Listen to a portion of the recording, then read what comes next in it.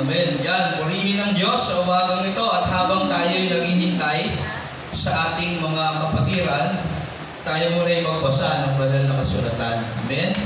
Yan, purihin ng Diyos na buhay. Pero bago yun, tayo muna umawit ng papuri sa Diyos. Yan, awit muna tayo. Invite natin yung presensya ng Diyos, yung para mapukaw natin yung atensyon ng Diyos sa atin. Amen? Yung Holy Spirit na nasa atin, paghariin natin upang maski natin maintindihan yung kanyang mga salita. Purihin ng Diyos. Yan. Sa iyo ang papuri. Awitan natin ng Diyos. Sa iyo ang papuri. Purihin ka, Panginoong Isus, sa aming mga buhay. Wala kaming ibang nais kundi parangalan at itaas ang iyong dakilang pangalan. O aming Panginoong Isus. Hallelujah. Sa iyo ang papuri at pasasalamat aming Diyos. Hallelujah.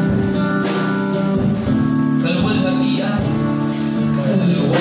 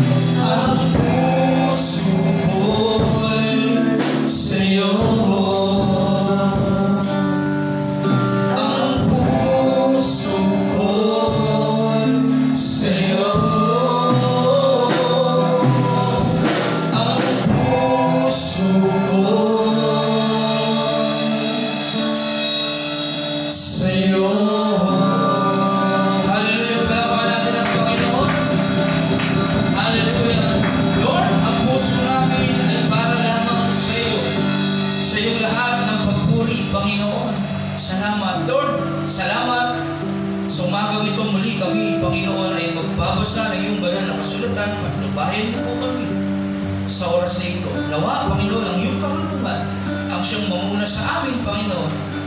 At ito ay aming maandak, Panginoon, sa aming buhay, magawang maibahagi din sa iba ng mga tao na nais mo pumaligtas, Panginoon.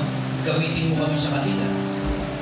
Ingatan mo kami at gawin makapangyarihan ang iyong salita na aming mababasa at mapapakinggan sa umagang ito. Gabayan mo rin lahat ng tao sa palibot ng church na ito na inaabot ng pinig mo, Panginoon. Ingatan at pagpalain mo kanilang mga buhay, Panginoon. Ang buo nilang sambahayan mula pinakabata hanggang pinakamatanda nilang miyembro ay nawa, Panginoon. Pumasa iyong kalinga, Panginoon, sa lahat ng pagkakataon. At maging aming mga kapatiran na wala pa rito, Panginoon, iadya mo kanilang pangyabak upang sama-sama kami lumuhod at magpuri sa iyong dakilang pangalan. Muli, maraming salamat sa iyo namin binabalik ang aming parangal at papuri sa dakilang mong pangalan. Aming Panginoong Hesus na aming tagapagligtas. Amen. Amen. Palakpakan natin ang Diyos. To God be the glory. Hallelujah. Hallelujah. Yan. Sarap umawit ng papuri. Ngayon, tayo muling magbabasa sa aklat ng mga taga-Galatia chapter 5. Yan. Manatili kayong malaya. Yan. Kasi nung time na yun, sa Galatia, ulitin lang natin, sinulat ni Apostol Pablo sa mga taga-Galatia dahil may mga taong nagtuturo doon na iba sa tinuturo nila Pablo. Ang sabi ni Pablo, ang kaligtasan ay sa pananampalataya lang masusumpungan sa ating Panginoong Hesus. Gaya lang sinasabi ng banal na kasulatan na binabasa natin ngayon. At doon kasi may mga nagtuturo pa na kailangan pa ng mga seremonyas sa kung paano maliligtas ang tao. Sabi ni Pablo, hindi. Ito ay makukuha sa pananampalataya sa ating Panginoong Hesus. Kasi kapag papasakot ka pa, sunod ka pa sa lahat ng mga seremonyas ng mga alituntunin ng mundong ito, hindi ka nagiging malaya. Okay? Nakakulong ka pa rin sa kanilang sistema. Kaya sabi rin sa Galatians 5, manatili kayong malaya. Amen. Sabi yun. Galatians chapter 5, manatili kayong malaya. Yan. Purihin ng Diyos. Sabi rito, Galatians 5:1, malaya na tayo dahil pinalaya na tayo ni Kristo. Kaya magpakatatag kayo at huwag nang magpaalipin. Huwag nang paalipin pang muli. Akong si Pablo ang nagsasabi sa inyo, kapag nagpatuloy kayo, binabaliwala ninyo si Kristo. Sa ilang time na yun, may namimilit pa sa kanila, kailangan nyo kasi magpatuloy para maligtas kayo. Kasi ito yung nakalagay sa kautusan. Yan. Sinuturo ni Pablo, hindi naman kasi yung kautusan ang magliligtas sa tao, hindi yung 10 Commandments. Paano kayo maliligtas? Sa pamamagitan ng pananampalataya ni Jesus. Yan. Yung kautusan, ang trabaho niya, ulitin lang natin, ay ang maberipia ang kasalanan. Malaman natin ang paglabag. Okay? Tinuturo niya bawal. Yung mga bawal para malaman. Pero hindi tayo dinadala ng kautusan sa kaligtasan. Wala siyang kapangyarihan gawin yun. Ang may kapangyarihan magbigay sa atin ng kaligtasan, si Jesus. Yung ating Panginoong Hesus. Sa paanong paraan? Sa pananampalataya sa Kanya. Kaya yun yung tinuturo ni Pablo. Akong si Pablo ang nagsasabi sa inyo, kapag nagpatuloy kayo, binabaliwala ninyo si Kristo. Kasi si Kristo hindi naman pinipilit kung patuloy kayo o hindi. Hindi. Kasi literal na pagtutuli. Okay? Kasi yung mga Hudyo, ang mga Hudyo kasi yung mga tinatawag na anak ng Diyos. Kaya sa paniniwala nila, pagka-Hudyo ka, dapat tuli ka. Kung gusto mong maligtas, magpatuloy ka para maging Hudyo ka. Okay? Inuulit ko, ang lahat ng tao nagpatuloy ay kailangang sunod sa buong kautusan. Bibig, kapag sinunod mo yun, dapat sundin mo lahat. Ang tanong, yung 10 Commandments ba, masusunod mo lahat yung 10 na yun? O maaaring igalang mo yung magulang mo. Pero, yung iba doon, magagawa mo. Tama? Yung 10, hindi mo masusunod yun. Kapag pinanindigan mo, hindi, dapat yun yung nagiging dahilan ng kaligtasan, yung 10 utos. E di sundin mo lahat para maligtas ka. Ngayon, ang tanong, masusunod mo ba lahat yun? Wala. Walang taong makakasunod doon. Isa lang ang labagin mo ron, hindi ka na maliligtas. Tama? Kaya yung sinasabi ni Pablo, kapag nagpaalipin ka sa kautusan, okay lang mo sundin yun. Kasi yun yung paniniwala mo, sundin mo yun. Kaya lang ang tanong, sino bang tao ang kayang sumunod doon? Walang perfecto. Sabi ng Roma 3:10, walang matuwid, wala kahit isa. Bakit walang matuwid? Sabi ng 11, wala kasi naghahanap sa Diyos, walang naniniwala sa Diyos. Nagaya ng sinasabi ng banal na kasulatan, hindi natin pinaniniwalaan. Tama, labas ka ng church. O sa ating mga tahanan, labas ka. Tanungin mo kung ano yung banal na kasulatan sa palagay ng mga tao. Ano ba yung Bible sa tingin mo? Halimbawa, maghanap ka ng tao dyan. Tanungin mo siya, ano yung banal na kasulatan sa palagay mo? Ang sasabihin niya talaga, salita ng Diyos. Kaya lang, bakit hindi sinusunod ito ng lahat ng tao? Kung alam nilang yun ang salita ng Diyos. Diba? O bakit hindi mo binabasa? O diba? Kasi ganun yun. Kilala mo ang Diyos pero hindi mo sinusunod ang Diyos. Ganun yung sinasabi rito. Kayong nagsisigap na maging matuwid sa pamamagitan ng pagtupad sa kautusan, inihiwalay ninyo ang inyong sarili kay Kristo at tinatanggihan ninyo ang kagandahang loob ng Diyos. Kasi naniniwala ka sa Diyos, hindi mo naman siya sinusunod. Di ba? Naniniwala ka sa Bible, hindi mo naman binabasa. Tama? Naniniwala ka sa Bible, hindi mo naman siya ginagawang stepping stone sa buhay mo para maging matuwid ka sa mata ng Diyos. Hindi wala rin. Tama po ba? Tingnan, talungin mo yung mga tao, labas ka ng bahay. Naniniwala ako sa Bible? Oo, naniniwala ako. Sagot niyan. Ano ba yung Bible? Salita ng Diyos. Ngayon, bakit hindi mo binabasa? Yun yung problema. Kaya kung naniniwala tayo, dapat binabasa at sinusunod natin yun. Yan. Ganito kasi nangyayari noon sa Galatian. Kayong nagsisikap na maging matuwid sa pamamagitan ng pagtupad sa kautusan, inihiwalay ninyo ang inyong sarili kay Kristo at tinatanggihan ninyo ang magandahang loob ng Diyos. Kasi yung sinasabi ng Diyos, yung pagsampalataya kay Jesus Sa totoo lang. Kaya lang, mas pinipili nila yung sundin yung mga tradisyon nila. Yung kinamulatan ng kanilang mga ninuno, ng kanilang mga magulang, natupad din. Imbis na paniwalaan yung mga pinapadala ng Diyos na mensahero niya para sundin ang kalooban niya. Ngunit kami umaasa na kami magiging matuwid sa pamamagitan ng pananampalataya at ito'y sa kapangyarihan ng Espiritu Santo. Sa mga nakipag-isa na kay Kristo Jesus, hindi na mahalaga kung isang tao ay tuloy o hindi kasi wala naman talaga yun. Hindi naman yun kasi ang kaligtasan. Ang kaligtasan ay sa pananampalataya kay Kristo. Kaya alam mo, seremonya ay wala nang halaga sa totoo lang. Ang mahalaga, yung ikaw ay kumilala sa ating Panginoon at tinanggap mo siya bilang ulo mo at bilang ikaw ay parte ng katawan. Ang mahalaga, ang pananampalataya na nakikita sa mga gawang udyok ng pag-ibig. Mabuti na sana ang inyong ginagawa. Sino ang pumigil sa inyong pagsunod sa katotohanan? Hindi iyang gagawin ng Diyos na tumawag sa inyo. Ang sabi nga, napapaalsa ng kaunting pangpaalsa ang buong masa ng arena. Naniniwala akong sasang-ayon kayo sa akin sa bagay na ito. Yung di ba, yung harina. Kapag ano ba yung pampaalsa na ginagamit? Yung, may tawag nyo sa atin Yung cornstarch ba yun? Tama ba? Yung may pampaalsa? Baking powder. Lumalaki yung tinapay, di ba yung donut? Kapag niluto, bilog, pag kilagad mo, wala malaman yung loob. Ampaw siya, pero lumalaki siya. Yun, may pampaalsa. Ganon din yung pananampalataya natin. Kaya kapag tinanggap natin si Kristo sa buhay natin, yung kautusan na yun, nagawa na natin. Okay? Kasi si Kristo yung kautusan. Kaya ganon umiiral ang pananampalataya kay Jesus Christ. Kapag nananampalataya kay Jesus Christ at tinanggap mo siya sa buhay mo ng totooan at tunay, bilang hari mo, Panginoon at Diyos mo, parang tinupad mo na ang buong kautusan. Sapagkat siya lang ang nakagawa nun. Siya lang ang makakagawa din nun sa buhay mo. Wala nang iba. Ganun ang ibig sabihin nun. Naniniwala akong sasang-ayon kayo sa akin sa bagay na ito dahil sa ating kaugnayan sa Panginoon at nakikita akong paparusahan ng Diyos ang sino man ang gugulo sa inyo. Mga kapatid, kung talagang nangangaral pa ako na kailangan ang pagtutuli, bakit pa ako inuusig hanggang ngayon? Kung iyo'y totoo, hindi na sana nila iginagagalit ang aking pangangaral tungkol sa pagkamatay ni Kristo sa krus. Sinong time na yun, iginahikayat nila ang tao na magpatuli. Parang sa buhay natin ngayon, maraming tao naghihikayat na sumapi na kayo sa aming relihiyon. Kasi ang aming relihiyon ay tama. Ito ang totoo. Tama? Galing yan. Parang pinapaliwanag ni Pablo ang relihiyon sa sistema ito sa Galatians 5. Mga kapatid, kung talagang nangangaral pa ako kailangan ng pagtutuli,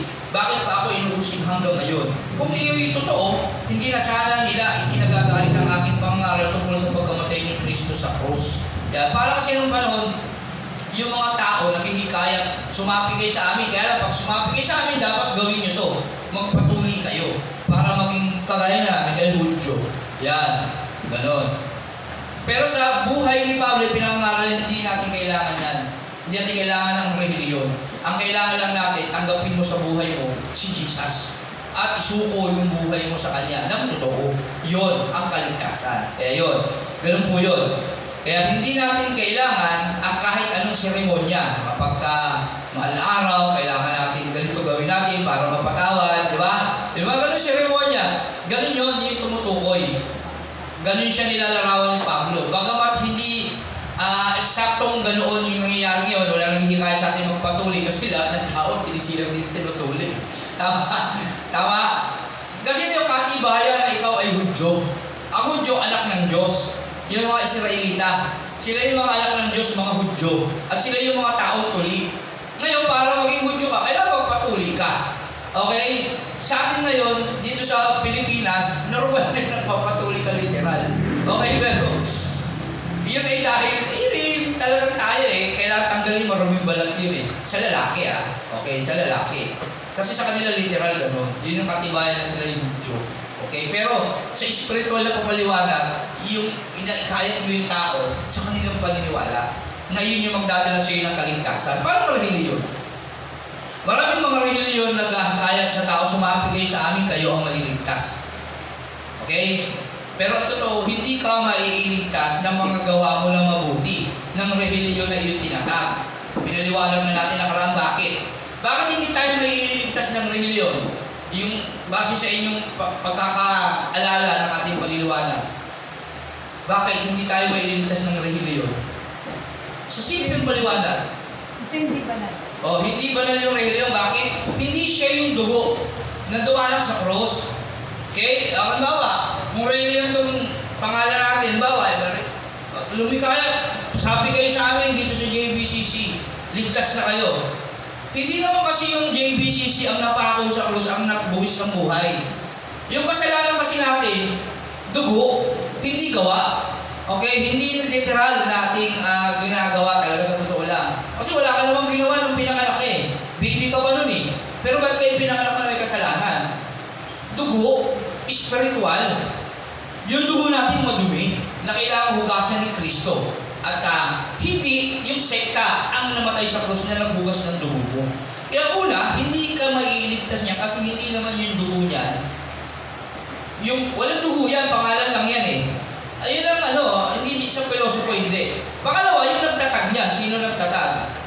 Halimbawa, ng relihiyon na kinikilala natin, karamihan. Sino yung nagtatag ng relihiyon na yun? Siya ba yung napako sa krus? Wala pa siya Nangyari yung pagpako sa krus wala pa, hindi pa siya pinanganganak, pati mga lola niya Di ba? Kaya hindi siya pwedeng maging dahilan ng pagkaligtas ng tao. Kaya yun. Ano kailangan natin? Yung nagkatawang tao na namatay sa krus, sino yun? Si Jesus. Ang tawag doon, relasyon. Kailangan mo magkaroon ng personal na ugnayan sa Kanya. Kasi sabi ng John 46, si Jesus ang daan, katotohanan ang buhay. Walang makapupunta sa Ama, kundi sa pamamagitan niya. At nakalagay na sa Bible yun, at talagang yun ang dapat masunod. Ngayon, kapag nag-isip ka pa ng ibang bagay, maliban doon sa sinabi ng Diyos na yun, religyoso ka na. Ginawa mo na yung mabuti sa tama. Ginawa mo na yung, alam mo, na tama sa sarili mo. Ikaw yung nag-isip ng mabuti, ikaw yung batas. Ang tawag doon, pride. Ayaw mong sumunod sa sinabi ni Kristong siya ang daan. Pagkus, naghahaka-haka ka pa sa sarili mong katha. Ang tawag doon, kasalanan. Pamumuhay sa sarili. Ang definition ng kasalanan ay ano? Pamumuhay sa sarili. Yung kabayaran ng kasalanan, kamatayan. O pag nabuhay ka sa sarili, yung kabayaran ng kamatayan. Ayun yung pagkapunta sa impyerno. Yan yung dapat natin malaman. Okay? Yung paggawa natin ng mabuti, na walang sinusunod, gamit lang yung ating kaisipan, kasalanan yun. Kasi ang kasalanan, pagdidesisyon sa sarili, living by own, pamumuhay. Napumuhay na ginagawa mo yung tama, gamit yung sarili mong kaisipan, kaalaman, kakayanan. Living live by all. Ang tawag doon, sin, kasalanan. Okay? Pero bakit? Kung mabuti naman yun kahit na 1 milyon o 1 bilyon kabutihan pa ang naisip mong mabuti, kung hindi yun utos ng Diyos, hindi yun magiging tama sa paningin ng Diyos. Yun yung dapat natin malaman. Bakit? Sabi ng Bible, wala bang karapatan ang manglilikha na baguhin yung gusto niya baguhin o gawin yung gusto niya baguhin? Tama? Natural yung manglilikha ang dapat gumawa ng batas na gusto niyang ipatupad. Siya yung gumawa Tama po ba? Halimbawa, ikaw, gumawa ka ng isang bagay. Ito ay tatawagin kong pula kahit na dilaw yun. Wala ka bang karapatang sabihin yun? Sa tingin mo, meron bang karapatang gawin nyo kasi ikaw nga gumawa nun Paano mo na-invento yung kulay? Kasi may gumawa at tinawag niya yun at yun yung masusunod. Kaya hanggang ngayon, sinusunod natin yun. Yung naka-invento ng kulay, kaya tinawag niyang pula yung pula kasi yun yung tinawag niyang kulay-pula. Tama? At hindi mo mabago yun at nananatiling pula yun. Sa kaya mo sa gusto, dapat mong sundin nyo kasi yun yung pula. Tama? Ganon din ang Diyos. Siya ang lumalang, dapat siya ang masunod. Kapag hindi siya ang nasunod, kasalanan yun. Paglabag. Tawag ng paghihiwalay. Okay? Kasalanan, paglabag. Tama mo ba? Alam ko ba yung explanation, bago na, sobrang linaw na nun. Nawa, mali na maintindihan ng lahat. Kaya, ang utos, ang sinabi ni Jesus sa John 46, ako ang daan, katotohanan at ang buhay. Walang makapupunta sa Ama kundi sa pamamagitan ko. Final na yun. Wala nang bawian yun. Wala nang kailangan pang idagdag at ibawas pa doon. Ayun na ang dapat masunod. Okay? At pinatunayan din ng Diyos yan sa Hebreo. Sabi ng Ama sa Anak, ang iyong trono, O Diyos, ay magpawalang hanggan. Ikaw ay maghaharing kagalakan. Katarungang iyong mahal sa masamay na mumuhi. Kaya naman ang iyong Diyos, tanging ikaw ay pinili. O pero mo tawag ng anak sa Ama Diyos. Pero tawag din ng Ama sa Anak, Diyos. Hebreo, chapter 1. Verse, ano ba yun? 9 ba? 9? Tungkol sa anak. Tama ba? 9? 8. Ayan. Ngunit, Hebreo chapter 1 verse 8, ngunit tungkol sa anak ay sinabi niya, ang iyong trono, yung Ama na nagsasalita dyan, sabi ng sumulat, sa Hebreo, hindi natin tiyak kung si Pablo sumulat niya. Pero base sa kanilang pag-aaral, base sa pagsulat, parang si Pablo ang nagsulat niya, pero hindi tiyak yung sumulat sa Hebreo, kaya walang writer niya. Okay? Pero base sa mga eksperto, yung paraan ng pagsusulat, parang si Pablo. Kaya parang si Pablo na sumulat ng Hebreo. Ngunit, sabi ng sumulat, sabi ng Ama, ngunit tungkol sa anak ay sinabi niya. Sinasabi ng Ama sa anak, ang iyong trono, O Diyos, ay magpakailanpaman. Ikaw ay maghaharing may katarungan. Ang iyong trono, O Diyos. Ibig sabihin, sabi ng Ama, si Kristo na anak niya, Diyos. Okay? Kaya, diyan natin nalalaman, na mismo yung Ama, tinuturing na Diyos yung anak. Okay? Magpakailan pa man, ikaw ay maghaharing may katarungan. Taas, 9. Katarungang iyong mahal sa masamay na mumuhi. Kaya yung masamay na mumuhi, yung paglabag sa kautusan, sa kalooban ng Ama. Yun yung kinamumuhian ng Diyos. Kaya naman ang iyong Diyos, tanging ikaw ang pinili, higit sa sino mang hari, kagalakang tanging-tangi. Kaya si Jesus lang ang dapat natin sundin sa ating buhay. Amen po ba? Tandaan niyo na, ang Diyos, Ama, ang tawag niya sa anak, Diyos. Okay? At ang anak naman, ang tawag niya sa Ama ay Diyos. Okay? Kaya vice versa lang. Okay? Sa Pilipos, pantay siya sa Diyos. Okay? Kaya huwag tayo malilito doon. At hindi na kasi yun yung topic natin. Iba yung topic natin sa Galatians chapter 5. Amen? Kaya huwag tayong lalang pa sa Bible. Kailangan eksakto lang. Walang labis, walang kulang. Huwag natin siyang gagawa ng kahit anong istorya, magkakasala tayo doon. Mabuting tuluyan ng magpakapon ang nanggugulo sa inyo at hindi na lang magpatuli. Mga kapatid, tinawag ko kayo upang maging malaya. Tama ba? Nandun na ba ako? Doon na? Ilan na? Tama? Yan. Bakit pa inuusig hanggang ngayon kung iyon totoo? Hindi na sana nila ikinagalit ang aking pangaral tungkol sa pagkamatay ni Kristo sa krus. Mabuti pa ituluyan ang magpakapon ang mga nanggugulo sa inyo at hindi na lang magpatuloy. Paputol na nila yung ano nila, yung sarili nila. Kasi pinagdidiin nila yung pagtutuli. Para lalo na sila maging banal. Pakapon na sila. Paano yung kapag nagkasala na naman sila, magpapatuloy ulit? Mga kapatid, tinawag kayo upang maging malaya. Ngunit huwag naman ninyong gamitin ang inyong kalayaan upang masunod ang hilig ng laman, kundi maglingkod kayo sa isa't isa sa diwa ng pag-ibig. Yan. Huwag din natin samantalahin yung ating kalayaan, yung ating kaligtasan. Ngayon, ano ito? Kasi ngayon, tinanggap na natin si Kristo, alam na natin may kaligtasan tayo. Yung iba, sinasamantala yung ating kaligtasan. Sa paano paraan? Hindi sila namumuhay ng naayos sa kalooban ng Diyos, bagamat alam na nilang niligtas na sila. Kasi alam nila, mamaya, hingi lang ako tawad. Patatawanan na naman ako di ba? Gagawa na naman ako ng mali. Hindi natin maluloko ang Diyos. Alam na ang Diyos yun. Kaya huwag natin gawin yun. Maging tapat tayo sa Diyos. Okay? Sapagkat ang buong kautusan ay nauuwi sa isang pangusap. Ibigin mo ang iyong kapwa gaya ng pag-ibig mo sa iyong sarili. Tandaan yan ha. Ang kautusan yung Ten Commandments, hinati yan sa dalawa. Ano yung dalawang utos na yun?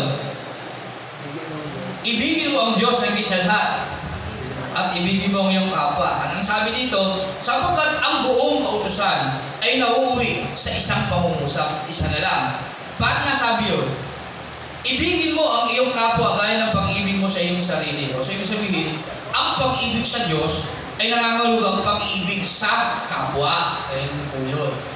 Paano mo gagawang ibigin ng Diyos sa buhay mo? Kasi una, sabi niya, Guro, ano ang pinakamahalagang utos? Una, ibigin mo ang Diyos ng higit sa lahat. Ito ang una. Pangalawa, ibigin mo ang iyong kapwa gaya ng pag-ibig mo sa iyong sarili. Okay? Sabi ni Jesus, ibigin mo ang Diyos. Kaya paano mo ngayon naibig ang Diyos yung una? O, di ba? Ayun, ibigin ang kapwa, ito yun. Kasi yun yung kalooban ng Diyos. Bakit? Ibig ng Diyos ang lahat ay maligtas. Yun yung bagay na ikasasaya ng Diyos. Yung maraming tao, gusto nga ng Diyos lahat eh. Kaya alam, maraming tao ayaw talaga ng kaligtasan eh. Bakit? Dahil sa kasalanan. Tama? Ano yung kasalanan ulit? Pamumuhay sa sarili. At tingnan niya, labas ka, invite ka dyan. Kapatid, pwede ba kitang imbitahan sa church? Ayoko mo eh. Ayaw nila ng kaligtasan. Ayaw nila yung Diyos eh. Tama ba? Nakukurnihan sila. At ayaw nila aksayin yung oras nila. Ayaw nilang magutom dahil sa Diyos. Pero pag tinanong mo, ano yung mahalaga? Diyos o trabaho? Diyos. Tama? Anong tawag doon? Kasinungalingan. At sasabi ng Revelation 21:8, mapupunta ka sa impyerno pag sinungaling ka. Nasabi mong, mahal mo ang Diyos pero hindi totoo. Tama?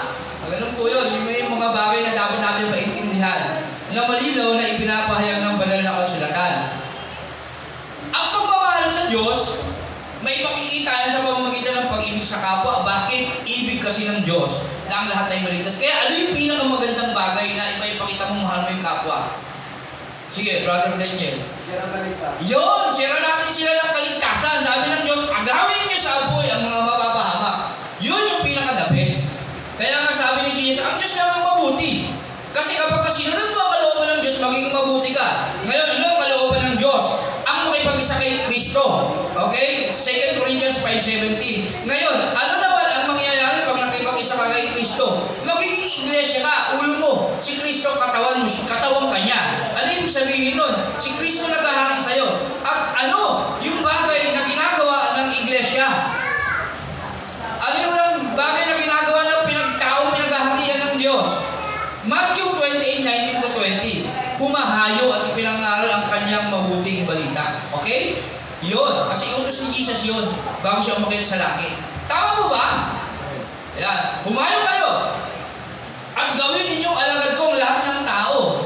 O hindi pa nangangaral yung mga alagad nun.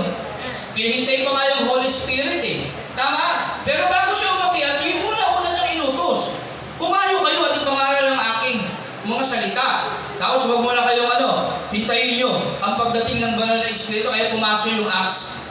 Kaya natanggap nila yung Holy Spirit. Yung natanggap nila yung Holy Spirit, nagkaroon sila ng karunungan ng Diyos ng lakas. At hindi na sila ang nagsasalita sa kanila yung banal na Espiritu na ipinadala ng Ama.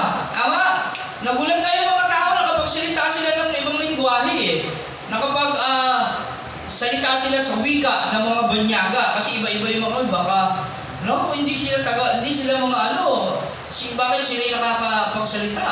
Kasi binigyan sila ng karunungan ng banal na espiritu. Tandaan natin yan.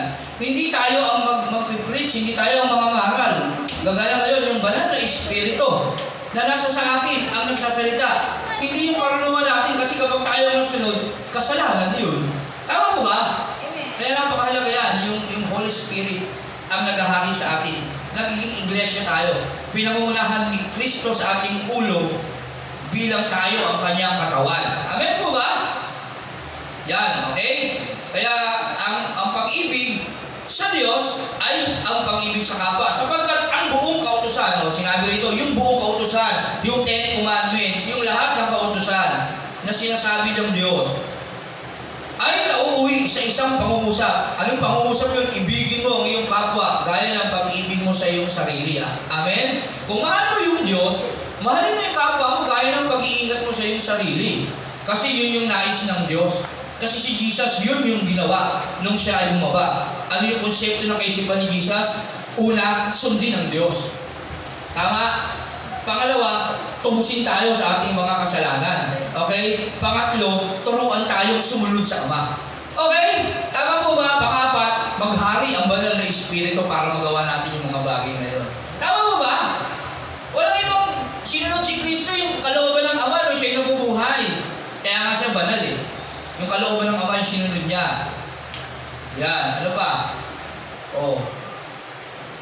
Namuhay siya ng may kabanalan.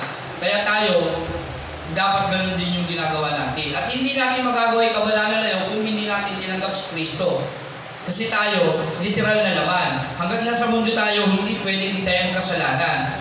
Pero kapag nasa ating puso si Kristo, napapanatili niya ang ating kabanalan at katuwiran. Bakit? Ano yung katuwiran natin? Yung pananampalataya natin kay Kristo, hindi yung gawa. Okay? Kasi tao tayo eh. Talagang palpak yung gawa natin. Galing tayo sa alabok eh. Hindi naman kagaya natin si Kristo na Holy Spirit nilagay sa sinapupunan ni Mary. Tayo galing tayo sa laman, kaya tayo makalaman. Magkakasala tayo. Kaya tayo nagiging matuwid sa mata ng Diyos dahil kay Kristo na banal na Espiritu na nasa sa atin. Amen? Dahil doon napapanatili yung ating katuwiran. Pero hindi bunga ng ating mga gawa. Kaya walang dapat ipagmalaki tayo mga tao. Nagiging banal tayo sa paningin ng Diyos dahil si Kristo ay nasa sa atin. Laging kasama natin hanggang sa katapusan ng panahon. Kaya nakukonsensya tayo pag gumagawa tayo ng masama.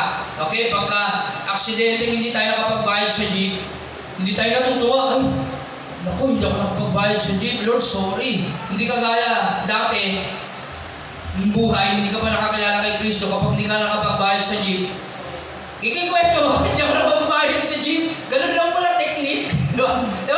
Kailangan mo lang, magtago mo lang, kasi kumari, abot-abot ka lang ng bayan, hindi ka na pala niya mapapansin. Diba? Landanakay ka ba? Amen? Sabi ng Roma 1, at natutuwa pa na ang iba ay gumagawa nito kasi pinababalita mo pa yung bad news. Tama ba? Dapat yung bad, tinatago, Lord, sorry po. Lord, sa Diyos mo lang ipagtatawad, Lord, pagkawarin mo po ako. Nagkamali ako, nagkasala. Kagaya ni David, nagkasala ako sa iyo. Dati, hindi mo pa kilala si Kristo. Totoo ka ba noon, di ba? Uy, okay, di ba? Kung ganun lang wala, ganun lang gagawin ko, makakatipid ako. Tama ba? Ganon yung buhay natin ang wala kay Kristo at buhay natin na kay Kristo. Hindi na tayo natutuwa sa pagkakasala. Namumuhi na tayo. Okay? Nakakaramdam na tayo ng guilty sa ating puso para nagkakasala tayo. Amen po ba? Sino nakakaramdam yan ng ganyan ngayon? Amen. Dapat lahat tayo. Kung hindi mo nararamdaman yan, medyo kabahan ka lang konti. Baka yung dumating si Kristo. Mabulaga tayo. Hindi tayo maliligtas. Amen po ba? Okay. Galatia 5:14, sapagkat ang buong kautusan ay nauuwi sa isang pangungusap. Ang pangungusap yun, ibigin mo ang iyong kapwa. Gaya ng pag-ibig mo sa iyong sarili. Kaya nga tayo nag-iisip ng mga proyekto para may kita na talagang ginagawa natin din yung utos ng Diyos. Amen? Ano yun? Yung pangangaral ng mabuting balita at siyempre kung lubin ng Diyos, tayo mapagpala, maabutan din natin ng pagpapala yung mga tao karapat dapat. Abutan ng pagpapala. Okay? Kasi hindi din pwedeng sayangin yung pagpapala binibigay ng Diyos. Amen? Kaya dapat Diyos ang dapat siyang mumumula sa atin. Amen?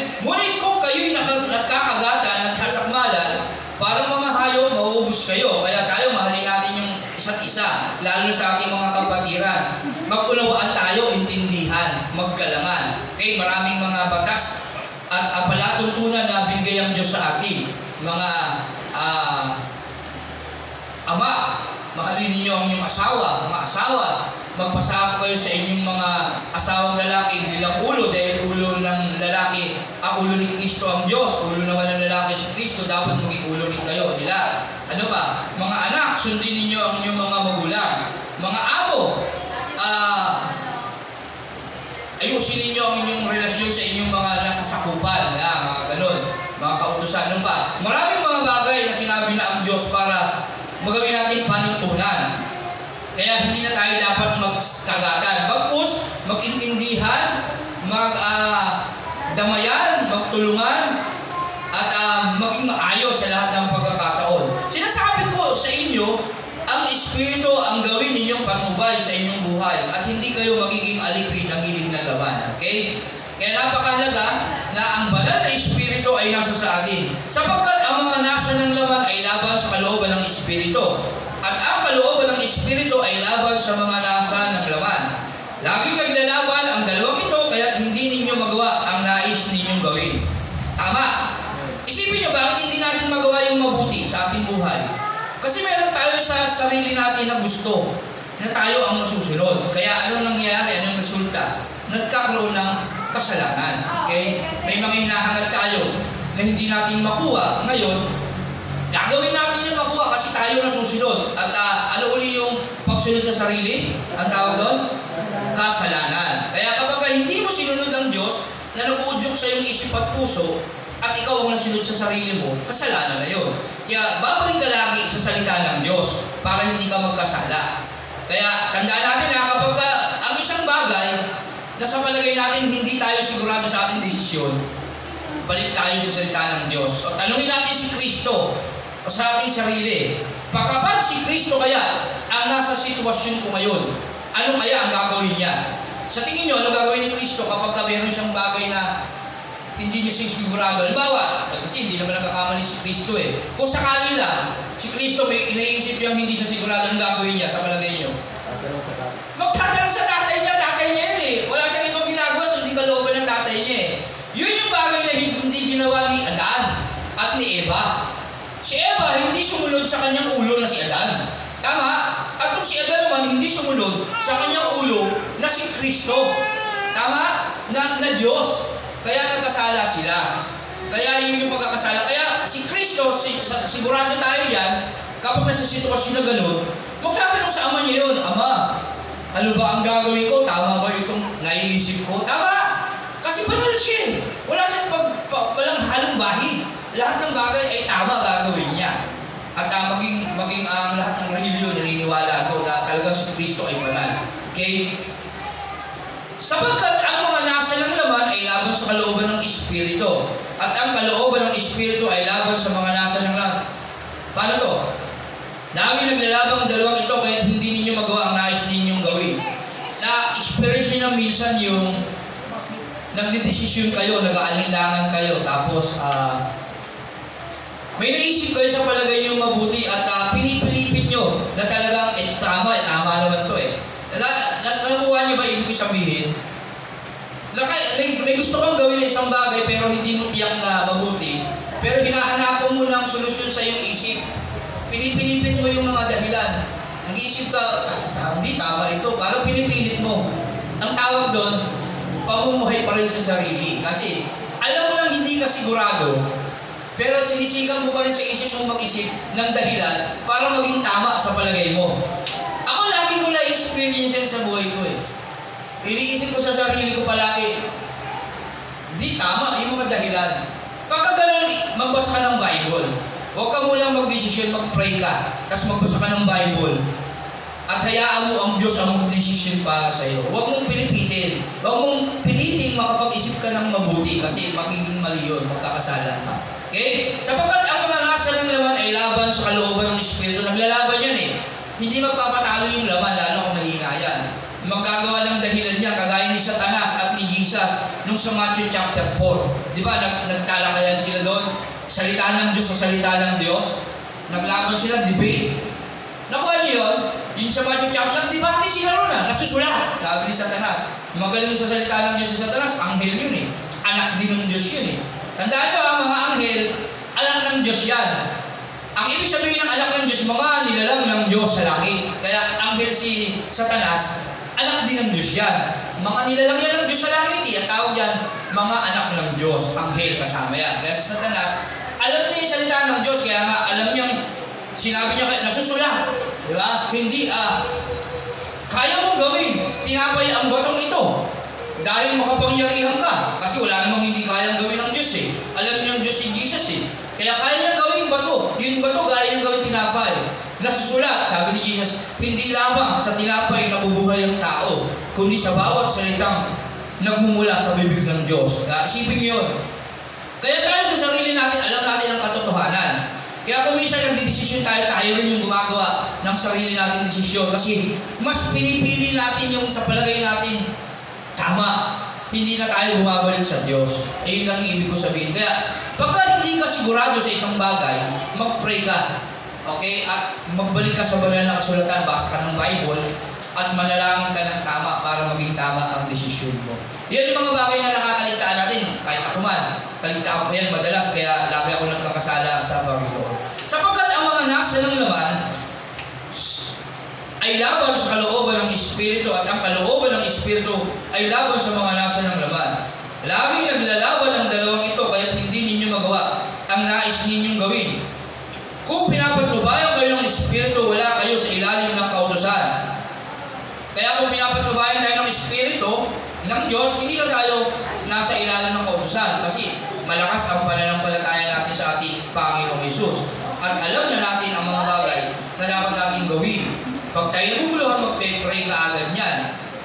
At hahanapin yung karunungan ng Diyos, magbabasin ng Bible. Hindi pa ikakaila ang mga hilig ng laman. Ito yung mga kasalanan, yung mga hilig ng laman na inaakit ng katawan natin, na sarili nating desisyon. Ito yung mga kasiyahan niya. Pakikiapid, kahalayan, at kalaswaan.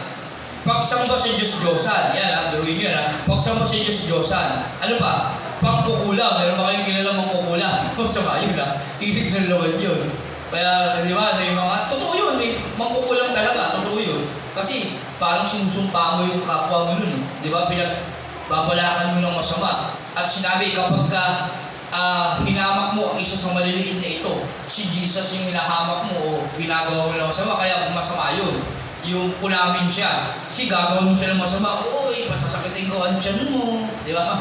Tutusukin ko ng karayong. Di ba? Mga gano'n, kuha ba ng buhok. Mga gano'n seremonya. Kaya pinapatalikod ng Diyos tayo lahat doon kasi lahat ng yun ay walang kabuluhan at mag-uwi sa kapahamakan pagdating sa atin ng panahon.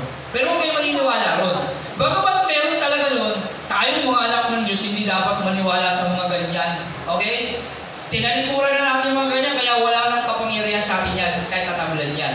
Kahit ano pang eksperimento gawin nila, sa kanila mangyayari yun pag ginawa sa atin yun. Yun yung panghawakan nyo. Kaya huwag kayo matatakot, papukulang kita, o sige, magyari ko ang kalooban mo. Sa kanya babalik yun eh. Tama? Pero ikaw, huwag mo siyang hamakin, pagpalayan sa Lord. Gabayan mo ang tao ito, nawa, malinawan ng isip, gabayan mo siya sa kanyang buhay. Huwag mo siyang isipan ng di maganda. Pag gano'n ang ginawa mo sa kanya, at pinilit niya pa rin gawa ka na masama, umasa ka, sa kanya mapupunta lahat ng gagawin niya sa'yo. Kasi kung ano ang itinanim mo, yun ang iyong aanihin. At higit pa ron. Kasi kung nag-isip ka ng masama, grabe kasamaan ang mangyayari sa'yo, sa totoo lang. Patong-patong yun, sa totoo lang. Ganun yun. Pagsama sa Diyos-Diyosan, pagkukulang, pagkabuod sa isa't isa, pag-aaway-away, pagsiselos, pagkagalit, kasakiman. Kung kasakiman ha, huwag yung lahat. Gusto natin, tayo lahat natanangi. Tayo yung bida. Masama din yun. Isang pagsamba sa Diyos-Diyosan. Pagkakampi-kampi, huwag tayo kampi-kampi. Kapag napagsabihan, maghanap tayo ng kakampi o gano'n. Tanggapin natin yun at hingi na tayo tawag sa Diyos at hingi tayo ng payo, makikatuto tayong tumanggap ng payo. At pagkakabahabahagi, pagkainggit, paglalasing, paglalasing, no? Nandibong pa dito.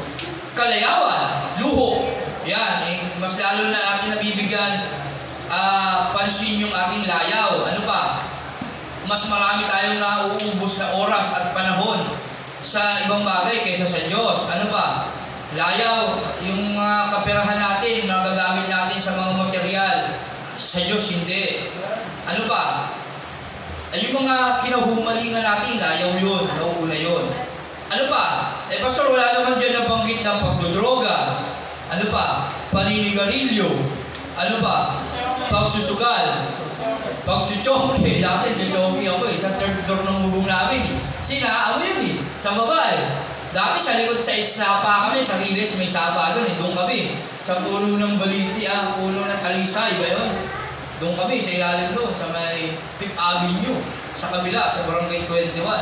Kasi mabaho yung sapa, hindi maamoy. Pero amoy pa rin eh, di ba? Kaya pag may nagchuchongke, uy, sa sapa yun, alam na agad nila, tingnan doon ng mga mahaba. Ano nagchuchongke? Gano'n yung mga marites doon eh. Di gano'n, tago ka ngayon, nakikita ko ng mga marites, tago ka ngayon. Kaya ginagawa ko lang, parang di ako mahuli sa bubong ng bahay, sa third floor. Mataas yung bahay namin, third floor, gumagawa. Kaya lang pagkatapos ko, slow motion yung feeling ko, slow mo yun eh. Parang action star ko, dahan-dahan, baka mahulog eh. Kasi pagka nakaluskus ko, uma-action pa ako eh. Relax ng tama ako nun eh. Ang pungay ng mata, samula yung mata, hawa ka ng tao, wala pa nakakatawa.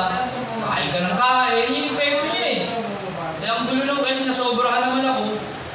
Nasobrahan ako, lumampas ako, pakiramdam ko naman, tututbrush ako, susundot kilalamunan ko, mamamatay ako, tinigil ko. Ako, paano to? Lakas ng tama ako. Alam ko eh, na malakas tama ako. Ligo ako, para matanggal, ligo ako, siguro sa tubig. Ligo naman ako, pagbuhos ko, nalulunod ako. Lakas ng tama ako talaga.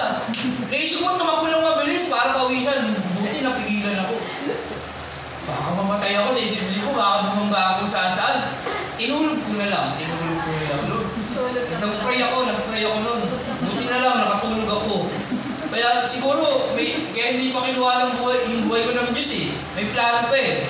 Ang dami na experience, kalokohan nun eh. Marijuana, sa droga, na-experience ko naman sa droga, nagtinda ako. Kumukuha, naubusan na ako sa gumamit. Kumukuha ako, bigla nagkahulihan, daan polis. Naka-steady ngayon ako sa gilid ng puno, hindi ako gumagalaw. Nagtaka ako, nandito na ako, hindi ako nakikita ng polis. Para ako invisible. Titignan ko nga yung sarili ko, parang kabaya tayo superhero yata ako kasama akong Justice League nagulat ako, hindi ako nakikita. Sila, dinadampot sila yung mawalan doon eh. Ako, hindi ako gumagalaw, nakaganon lang ako. Hindi na ako nakikita, nagtataka ako. Kung nakita ko, dampot din ako. Kaya, siguro iniingatan ako ng Diyos talaga eh. Kaya, pinakita lang sa akin yung mga gano'n para may experience, para masawa. Ay, wala na doon. Longer ako nun eh, haba po ko eh. Kaya talaga mukhang adik ako, talaga pag nakita, huli talaga ako. Oo, kasi lagi ko nakahubad, nakapaa, tuwalya lang. Yung lagi may tuwalya sa balikat, nakaganos, haba pa ng buhok ko. Sabi sa isang linggo, tries lang ako naliligo. Nalalakit ng katawan ko nun eh, kaya adik na adik talaga dati. Ganun yung mga adik eh, sa totoo lang eh. O sa totoo lang, labas ka ng bahay mo, mapapansin mo agad. Halata talaga sa itsura. Ako gano'n eh. Experience ko yun eh. Kaya, buti na lang iniingatan ako ng Diyos. Nagtinda din kaya marami din akong nasirang buhay. Kaya hanggang ngayon, naisip ko yun, pinagsisisiyan ko sa Diyos. At salamat sa Panginoon, naka-ako na ako sa ganung buhay. Kaya yun. Kaya yung mga nasa ng laman, walang binanggit dito, may mga dahilan pa rin, di ba? Sabi doon, ano yun? Hindi makakaila ang mga nasa nila naman, binanggit na yun, pagkaingit, paglalasing, kalayawan. Pero, teka lang, wala yung pagsusugal, wala yung paninigarilyo, wala yung pagdodroga, di ba? Ano pa? Wala yung mga ibang bagay, ano ba? Yung mga bagay na naiisip nyo, wala dyan kulang, kasi pwede pa lang gawin, hindi. May binanggit dito. Sabi rito, pagkaingit, paglalasing, kalayawan, iba pang katulad nito.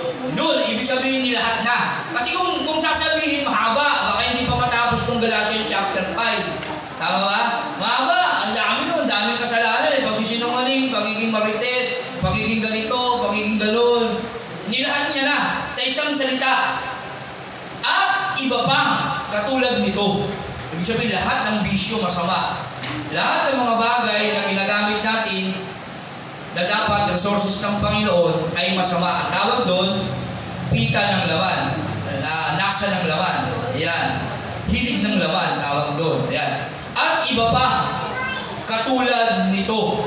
At hindi lang yun, may karugtong pa, muli ko kayong binabalaan, sabi doon. Pinapaalalahanan ko kayo, sabi ni Pablo. Ang gumagawa ng mga ito ang mabigat. Hindi magkakaroon ng bahagi sa kaharian ng Diyos. Sabihin, kapag namatay tayo, nasa ganitong kalagayan at hindi tayo nakilala natin si Kristo, hindi natin tinanggap sa ating buhay, hindi nahugasan ng ating kasalanan, hindi tayo mapupunta sa langit. Ayun ang malinaw. Okay? Kaya napakahalaga, alam natin to. Ulitin natin ha. 19. Hindi makakaila ang mga hiling ng laman. Isipin natin maigi, yung mga nagagawa nating mali, pakikiapi, kahalayan, kalaswaan, pagsamba sa Diyos-Diyosan, pangkukulang, pagkapuot sa isa't isa, pag-aaway-away, pagsiselos, pagkakagalit at kasakiman, pagkakampi-kampi at pagkakabahabahagi, pagkainggit, paglalasing, kalayawan, at iba pang katulad nito. Muli ko kayong binabalaan ang gumagawa ng mga ito ay hindi magkakaroon ng bahagi sa kaharian ng Diyos. Pero ito naman, kapag tinanggap natin ang ating Panginoong Hesus at pinadala niya ang banal na Espiritu sa atin. Subalit, ang bunga ng banal na Espiritu, kaya sa mga Christian na nagsasabing tinanggap nila si Kristo at may banal na Espiritu sa kanilang puso, dapat ito naman ang nakikita. Unang-una sa lahat, pag-ibig, kasi ang Diyos ay pag-ibig. Yung karakter ng Diyos dapat nasa atin si Kristo. May pag-ibig. At yung pag-ibig na yun, nasa ilalim yan, meron kang kagalakan sa lahat ng bagay. Kahit ikaw ay naghihirap, kahit may problema, at wala kang pera, hindi ba laging masaya? Ganyan nga ang buhay. Pag na kay Jesus, laging may galak sa... Kahit may sakit ka, hindi mainit ulo mo. Kahit wala kang trabaho, okay ka lang. Kahit pagod ka, okay ka lang. Masaya ka pa rin. Mapag hindi nawawala yung... Hindi nagugulo yung isip mo. Yun yun. Kapayapaan, katsagaan, kahit na yung amo mo, suwain, pinagtsatsagaan mo yun. Kasi yun yung trabaho binigay sa iyo ng Diyos eh. Yun yung trabaho hiniling mo eh. Malungkot lang kasi sa iba, mananalangin sa Diyos, Lord, bigyan mo kami trabaho. Granted, binigay na ng Diyos yung trabaho. Ang problema niya, medyo masungit yung amo ko eh. Napagalitan lang konti, aalis na. Kapag hilingin mo sa Diyos, Lord, pupuin mo yung puso ng amo ko, Panginoon, kasi hirap po akong makarating ng tamang oras, kaya medyo napapagalitan. Huwag nawa, hintulot na ako yung matanggal. Ipuin mo. Pwede mo ipag-pray yun. Sinusubukan ka sa ganun, pag-pray mo, mahalin mo yung amo mo. Mabuti man o masama, sabi ng Bible. Pagtsagaan mo yun. Ano pa? Binigyan ka ng Diyos, trabaho. Walang trabaho pag Sunday para makapaglingkod ka sa Kanya. Pagtsagaan mo yun kasi yun yung pagkakataon mo para mapagpuri mo yung Panginoon. Ang problema ka, maliit ang sahod, umalis ka, ikaw ang nasunod nun. Pagka ka nang pag-pray mo, Lord, medyo maliit po ang sahod, nawa, ikaw po ang gumawa ng hakbang, Panginoon, para maging sapat ito sa aking pamilya. Dahil alam ko naman, ikaw ang nagbigay ito, kaya kayo na po ang bahala. Kaya magugulat ka, sa araw, iakit ka ng Panginoon. At magiging maganda ang iyong kalalagayan pagka pinapasa Diyos mo ang lahat. Amin po ba? Kaya ganoon. Yun ang dapat nating isipin. Ano ba? Sabahan ang bunga ng Espiritu, pag-ibig, kagalakan, kapayapaan, katsagaan, kabaitan. Ano ba? Kabutihan. Dapat lagi tayo mabuti sa ating kapwa. Katapatan. Yung hindi tayo sakim yung lahat, konting bagay, nakikita mo agad, pera, di ba? Ganon. Ano pa? Yung lahat, ikaw makikinabang. Naku po, ano yun? Masama yun. Kahinahunan, dapat mahinahong ka rin. At pagpipigil sa sarili. At ang sabi ron, walang batas laban sa mga ito. Ang ibig sabihin ng walang batas laban doon? Walang kahatulan laban doon kasi yung batas, yun yung paglabag eh. Tama? At kapag ginawa mo yun, hindi ka magkakaroon ng hatol. Mabuti yun. Hindi ka hatulan, sabi rito. At pinatay na ng mga nakipag-isa kay Kristo Jesus ang kanilang makasariling pagkatao, pati na ang masasamang hiling nito. Kapag tinanggap mo si Kristo, dapat pinatay mo na yung mga hiling ng laman. At dapat yun na ang nangiibabaw sa iyo. Kung ang Espiritu ang nagbibigay buhay sa atin, siya na rin ang paghariin natin sa ating buhay. Huwag na tayong maging palalo. Huwag na natin galitin ang isa't isa at huwag na rin tayong mag-iinggitan. Tama? Tama ba? Yun ba yun? O inggitan, tama. Pagiging inggitan. Alam ko, mali lang ako ng basa. Kaya yun, yung dapat natin gawin. Yung bunga ng banal na Espiritu dapat makita sa ating buhay. Okay? Habang tayo naririto sa mundong ito. Okay? Habang hindi pa bumabalik ang ating Panginoong Jesus. Amen? Yan. Ano pa? Dagdagan pa natin ang mabilis na ng pagbasa sa 6 ng Galatian. Magtulungan sa pagdala ng pasanin. Mga kapatid, kung may makagawa ng kasalanan, huli na kasi ito ng Galatian, chapter 6. Kung may makagawa sa inyo ng kasalanan, kayong mga pinapatnubayan ng Espiritu ang magtuwid sa Kanya. Kaya sa ating kapatiran, kapag may nakakagawa ng kasalanan, kailangan nating payuhan ng mga namumuno, nakakataas na namumuno, lalo nakakaunawa, ang ibig sabihin dyan sa madaling salita. Pinapatnubayan ng Espiritu, yung may mga kaisipan na maayos, yung may pangunawa sa salita ng Diyos. Gawin ninyo iyon ng mahinahon at mag-ingat kayo, baka kayo naman ang matukso. Kasi kapag pinayuhan natin sila, baka naman hindi natin malayan sa ating sarili, nadadala na tayo nila sa kanilang pagliwanag at naaawa na tayo at kinalaunan parang nakakampihan na natin sila, hindi na natin mapayuhan ng tama. Kaya ingat, mag-pray tayo sa Diyos na nawabigyan tayo ng karunungan makapagpayo ng tama. Magtulungan kayo sa pagdadala ng pasanin ng bawat isa. Dapat tayo nagtutulungan lahat. Kaya sa bawat activities, bawat gawain, dapat nagsusuportahan tayo. Okay? Pag-devotion, pag-prayer meetings, sa kabataan, dapat nagkakaisa. Kung wala, mag-pray. Okay? Kapag hindi, mag-pray ng maigi. At nawa, Lord, loobin mo. Mahanap namin yung mga kasama namin na talagang makakatulong namin sa mga gawain ito. Okay? Samahan mo kami sa kanila at magpadala ka ng mga taong makakasama namin. Mag-pray tayo, huwag tayong mawawala ng pag-asa. Ay, wala si brothers, hindi na rin ako aatin. Tama? Sila-sila lang naman doon. Di ba? Wala namang gawain. Huwag ganun. Kapag wala, ikaw, mag-pray ka sa church. Okay? Kapag sa tingin mo, parang wala sila. Di ba? Ako na lang. O, ikaw mag-pray para sa kanila. Kailangan yun ng church natin. Ang tandaan natin ang ating relasyon, hindi grupo-grupo yan ha. Hindi ito sapi-sapi. Hindi sama-sama. Ano yung relasyon natin sa Diyos? Personal, individual. Kaya kung ayaw nila, ikaw dapat gusto mo. Tama? Iligtas mo yung sarili mo. Huwag ka nang sumama sa mga mapapahamak. Okay? Kaya sa isang pamilya, pamilya mo, talagang sinigang mo na gawin yung lahat. Ayaw talaga nila. Wala ka nang magagawa dun. Iligtas mo lang yung sarili mo. Okay? Sabi ni Ezekiel, sa aklat ng Ezekiel, anak ng tao. Pag hindi mo pinagsabihan ng iyong kababayan, pananagutan mo ang dugo niyan sa akin. Kaya tungkulin mo yun. Sabihan yung nanay mo, yung tatay mo, yung anak mo, yung kapatid mo. Pero kapag pinagsabihan mo na yan at hindi nakinig sa iyo, hindi mo na yung pananagutan sa akin. Sabi ng Diyos. Kaya iligtas mo na lang yung sarili mo. At least ikaw ang maligtas. Huwag lang kayong buo. Okay? Kaya sabi ng Bible, di baling putol ang iyong isang kamay na umakyat ka sa langit, huwag lang buo ang iyong katawan na pupunta ka sa impyerno. Ano ibig sabihin nun? Sa isang pamilya, di ba nilang hindi maligtas yung mga miyembro mo? At least ikaw maligtas ka. Okay? Di ba nilang putol ang dalawang mong kamay, wala yung nanay tatay mo. At nailigtas mo naman mga kapatid mo. Tama? Kasi ano ba yung parte ng katawan? Ulo, kamay, paa, kompleto. O sa isang pamilya, ano bumubuo? Ama, ina, mga anak. Maaaring may 5 anak, may 2.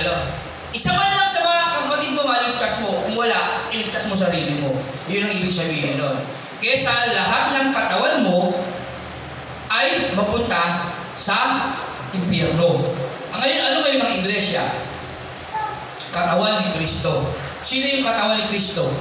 Tayo na pamilya niya. Okay? Tayo na pamilya niya na may mga pamilya rin na mayroong kapwa. Sino yung pamilya ni Kristo? Tayo. Kaya sino yung pamilya natin? Yung kapwa natin. At yung mga mahal natin sa buhay. Tama mo ba? Malinaw naman. Ayan, purihin ang Panginoon. Yan. Okay? Magtulungan kayo sa pagdadala ng pasanin ng bawat isa. Sa gayong paraan ay matutupad ninyo ang utos ni Kristo.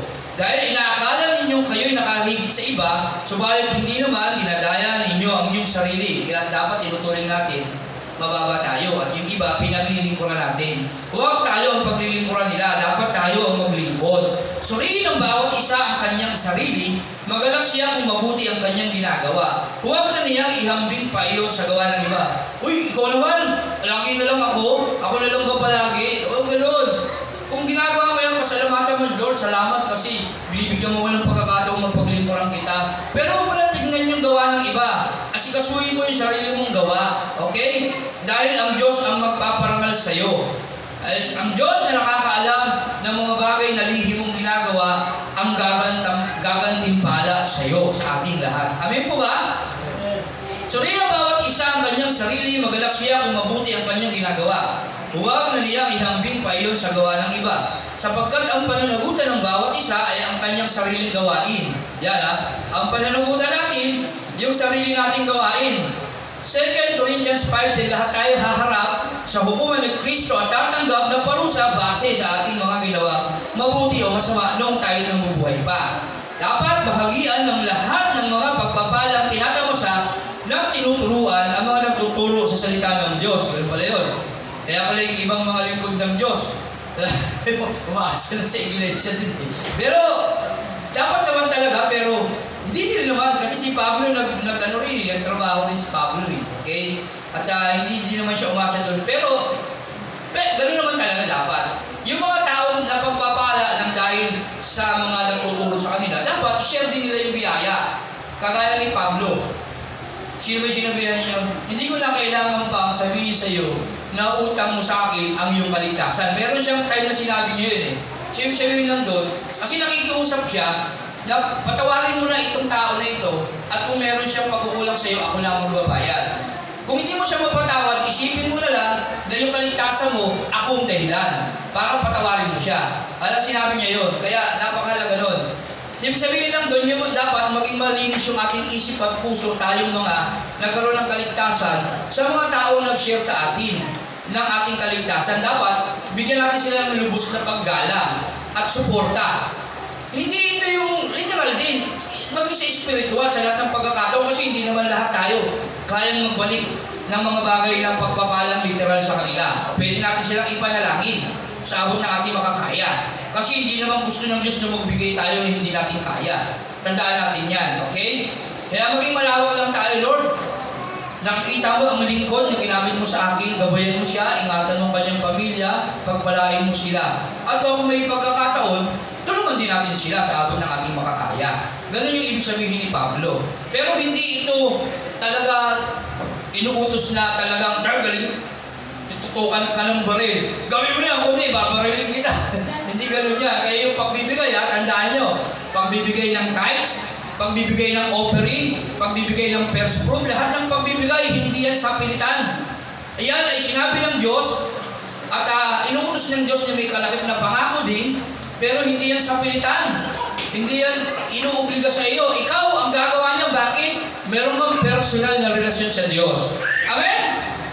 Gagawin mo yan kapag tunay na nakilala mo na ang Diyos. Pero tandaan mo, hindi inihintulot ng Diyos na ikaw ay magbigay ng higit sa makakaya mo. Pero kung kaya mo din lang naman magbigay, huwag mo din naman hablangan yung sarili mo. Kasi alam din ng Diyos yun, magkakasala ka din. Tama mo ba? Tama mo ba? Yan, okay.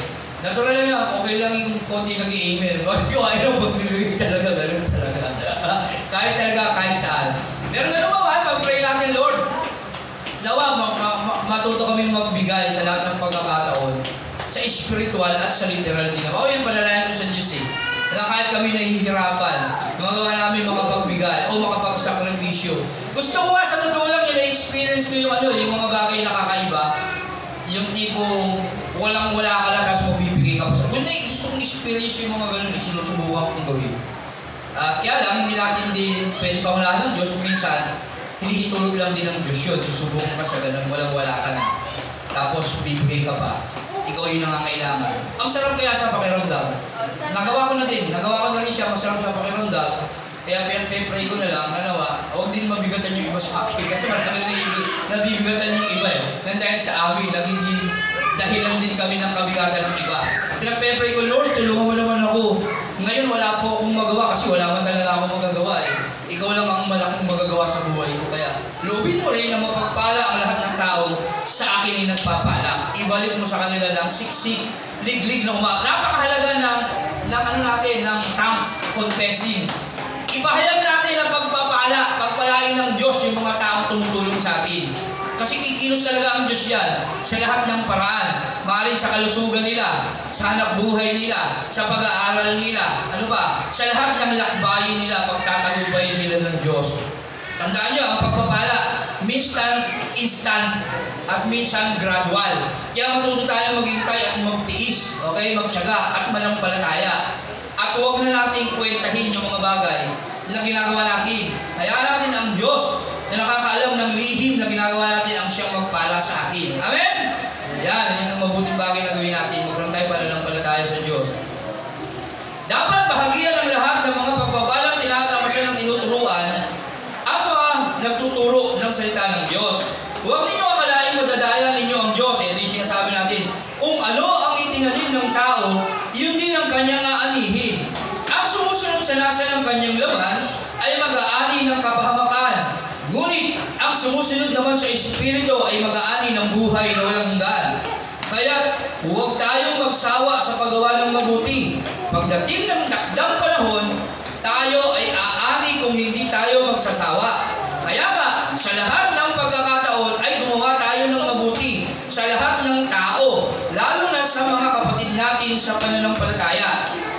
Ano yung mabuti na sinasabi dito na gawin natin? Ano yung mabuti, sabi ni Jesus? Ang Diyos ang mabuti. Kaya yung mabuti, ang kalooban ng Diyos. Ano yung kalooban ng Diyos? Ang mabuhay sa buhay ni Kristo na umiibig sa kapatiran. Tama? Ano ulit yung pagmamahal sa Diyos? Pag-ibig sa kapwa, sabi ng Galatians chapter 5. Tama? Ang buong kautusan ay nauuwi sa pagmamahal sa kapwa. Okay? Kaya yun yung tinuturo niya. Pinapaulit-ulit niya para mas malinaw sa atin. Nakuha mo ba? Naintindihan na ba yung paliwanag natin? Yan, dawa. Mapapansin niyo na malalaki ang titik ng sulat na ito. Ako ang siyang sumulat nito. Si Pablo pa lang mismo ang sumulat nito ng Galatia. Ang mga tao naghahangat kasi may mga writer sila eh. Diba? Ikaw, halimbawa, Lucas, pwede bang isulat mo ito para sa mga taga-ganito? Pero ako magsasalita, si Pablo yung sasalita. Ito gawin mo. Ako si Pablo, susulat niyo, ako si Pablo. Ganun yung sistema noon. Meron silang tagapagsulat, pero sila yung nagsasalita. Pero ito, siya mismo ang nagsulat, okay? Ang mga tao naghahangad na mapuri ng kapwa na namimilit sa inyong kayo'y magpatuloy, ginagawa nila iyon upang huwag silang usigin dahil sa krus ni Kristo.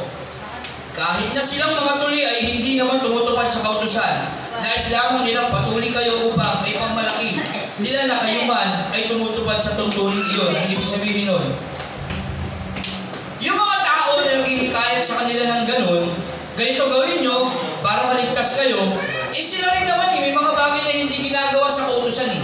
Okay? Kagaya ng mga regulayon ngayon, hinihikayat tayo, ganito gawin mo, magdasal ka ng 10 ganito, magbasa ka ng 10 ganyan, ano ba, maglakad ka ng nakaluhod, pumunta ka sa ubando, magsasayaw ka para mabuntis ka, tama ba? Ano ba, huwag kang kakain nito sa ganitong araw. Ang ganda ng mga nila, no? Bakit? Bakit namin ginagawa? Kasi yan ang mabuti.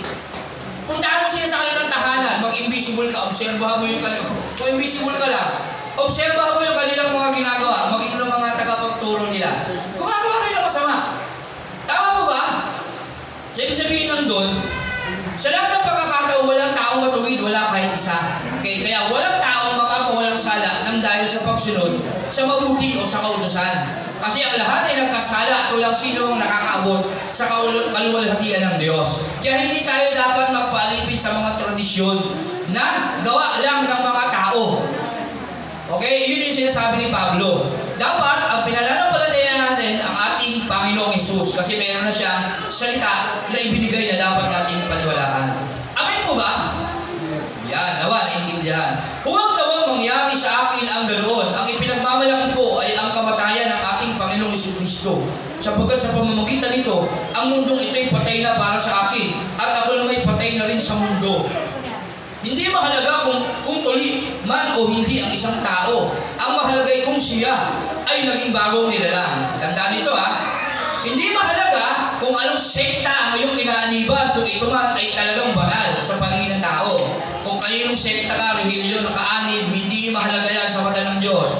Ang mahalaga, yung personal nating relasyon sa Diyos Diyos na naging bagong nilalang tayo nang kinilala natin si Kristo. Okay? Kaya tandaan natin ang mga alam ng Diyos ay mayroong bagong buhay na nakikita sa kanyang buhay ngayon.